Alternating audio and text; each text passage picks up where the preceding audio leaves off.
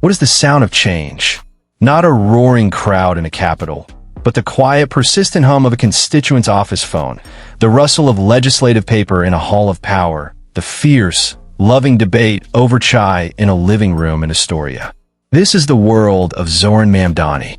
But to understand the unique and potent lifestyle of a democratic socialist in elected office in 2026, a life of profound public service and intense personal pressure, we must first trace the roots of his political consciousness, sown deep in the soil of diaspora and dissent. Zohran Mamdani was born in 1993 in Kampala, Uganda, but his story is inextricably woven into the fabric of Queens, New York. He is the son of the renowned academic and political thinker Mahmoud Mamdani and the activist and filmmaker Mira Nair. This is a crucial inheritance. His childhood was not one of material scarcity, but of immense intellectual and political richness. The luxury here was one of discourse, of constant engagement with big ideas about colonialism, inequality, and justice. Dinner table conversations were likely seminars. The struggle, however, was one of integration and identity. Moving to New York City, growing up as a first-generation kid with a famous last name in one of the most diverse places on Earth, creates a unique tension. There is the pressure of legacy, the navigation of a hyphenated identity, Ugandan Indian American, and the acute awareness of the disparities that exist just outside your door, even within a life of relative privilege. His upbringing instilled in him not a desire for personal wealth, but a deep-seated critique of the systems that create such wild inequities.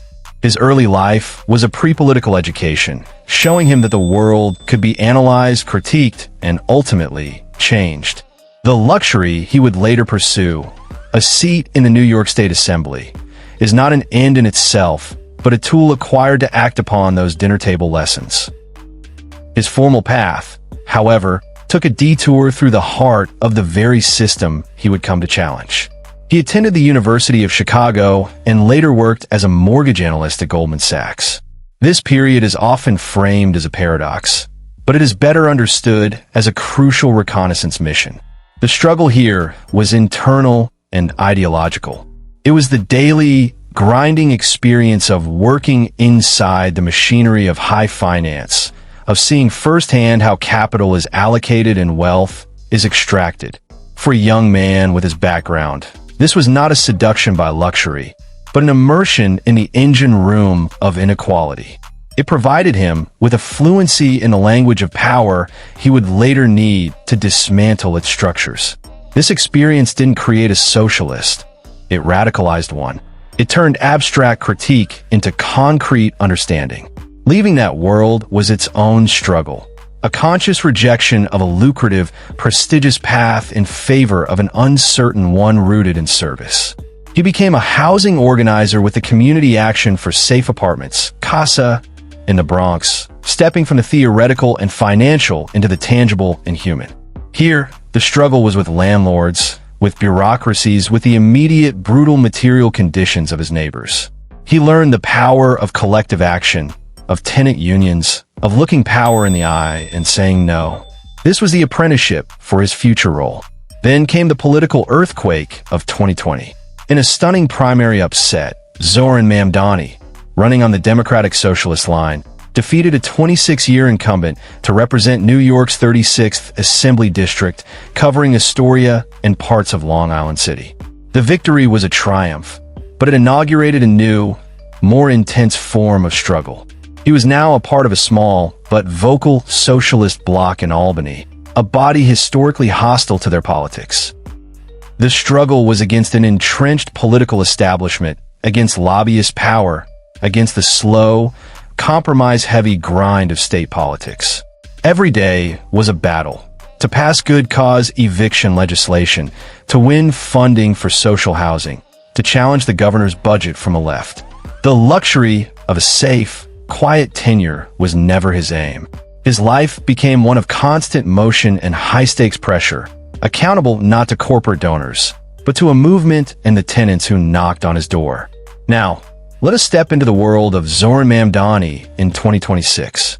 Having been re-elected, his lifestyle is a fascinating, demanding ecosystem that blends the hyperlocal with the statewide, the radical with the practical. His luxury is the luxury of purpose, the privilege of fighting the fights he believes in from a position of actual power. It is a life of relentless, meaningful work. Let's begin with his home base. He likely still lives in a modest, rent-stabilized apartment in the heart of Astoria. This is not a performative choice, but a strategic and moral one.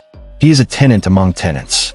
His home is functional, filled with books, theory next to tenant organizing manuals, next to Urdu poetry.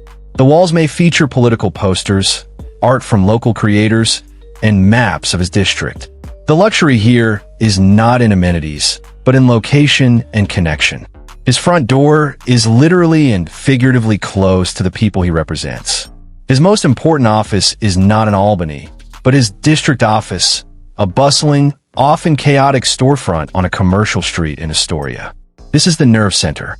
The space is likely filled with mismatched chairs, flyers in multiple languages, a constant supply of community-donated snacks, and a team of young, idealistic staffers fielding a nonstop stream of calls about housing repairs, immigration issues, and benefit applications. The luxury here is the team, dedicated, underpaid, and fiercely committed to the work. For Mamdani, this office is a direct pipeline to the material needs of his constituents, keeping him grounded and informing his policy work. Zohran Mamdani's personal style in 2026 is one of pragmatic, unpretentious readiness. You will rarely, if ever, see him in a traditional suit. His uniform is that of the organized left intelligentsia and the practical New Yorker. Dark, well-fitting jeans or chinos, clean sneakers, perhaps from a union-made brand like New Balance, a simple, solid-color t-shirt or a button-down with the sleeves rolled up. He might wear a smart, functional jacket. In the Capitol, he may don a blazer over the t-shirt, a subtle signal of refusing to fully conform to the stuffy dress codes of power while acknowledging the arena. His accessories are utilitarian: a reliable watch, a sturdy backpack containing his laptop, legislative documents, and probably a leftover roti from a community event. His look communicates accessibility, work, and a rejection of the pomp of traditional politics. The luxury is in the comfort and the statement. I am here to work for you, not to impress you. Mobility for a New York City Assembly member is defined by the subway and his own 2 feet. His luxury is a monthly Metro card and comfortable shoes. You will find him on the N/W train between Astoria and Times Square, reading constituent emails or bill summaries on his phone. For trips to Albany during session, he likely takes the Amtrak train, using the quiet hours for focused work. He does not have a fleet of cars. He has a city bike account and a knowledge of the best bus routes. This isn't just about frugality. It's about embodying the lived experience of his constituents and reducing his carbon footprint. The luxury is efficiency and integration into the city's circulatory system. But the true core of Zohran Mamdani's lifestyle in 2026 is his schedule, which is a marathon of dual responsibilities. His days are brutally long, a constant pivot between 2 worlds. In the district, his life is one of deep immersion, attending community board meetings, holding town halls and public school auditoriums, visiting mosque and temple dinners, walking picket lines with striking workers, and doing constituent casework, where his staff helps individuals navigate Kafkaesque government agencies. The luxury here is direct human connection, the immediate satisfaction of helping someone recover their benefits or stop an eviction. In Albany, the work shifts to the strategic and the structural. His days are filled with coalition meetings with other members of the Democratic Socialist Caucus, tense negotiations in committee hearings, crafting amendments to bills, and delivering sharp, principled floor speeches that are less about persuasion within the chamber and more about messaging to the movement outside. He is constantly balancing the need to pass incremental, helpful legislation with the duty to advocate for transformative, systemic change. His social life is almost entirely an extension of this work.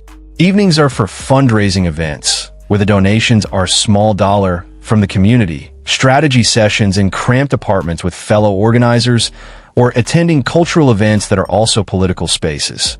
A night off might be attending a Bangladeshi film festival or a fundraiser for a local mutual aid group.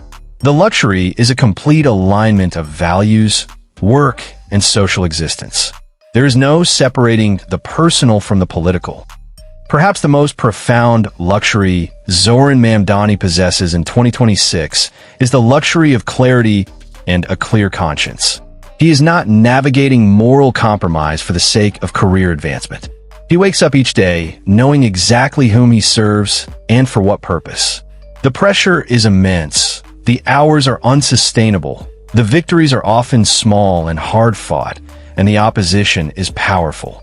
But the luxury is in the absence of cynicism. It is in the ability to look his constituents, the street vendor, the retired teacher, the undocumented mother, in the eye and know he is fighting for them with every tool at his disposal. His wealth is measured in trust, in the strength of the tenant unions he helped fortify, in a number of evictions prevented, and in the growing political consciousness of his district. He lives a life stripped of traditional opulence, but rich in meaning, a life where his inheritance is not a stock portfolio, but a movement, and his legacy is being written not in a bank ledger, but in the material improvements in the lives of the working people of Queens. Zohran Mamdani's lifestyle is the blueprint for a new politics, one of service, solidarity, and an unwavering belief that another world is possible, and that the luxury of fighting for it is the greatest privilege of all.